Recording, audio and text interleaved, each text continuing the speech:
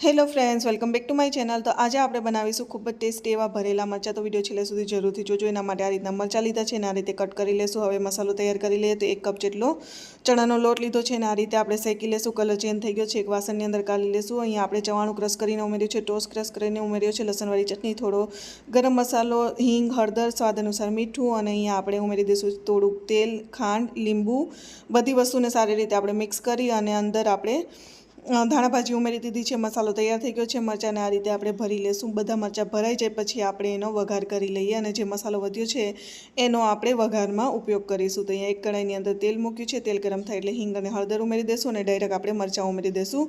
ગેસની ફ્લેમ એકદમ સ્લો રાખવાની છે। મરચાંને સારી રીતે આ રીતે ફેરવતા બધી સાઈડ સારી રીતે શેકી લેવાના છે, સારી રીતે ફ્રાય કરી લેવાના છે।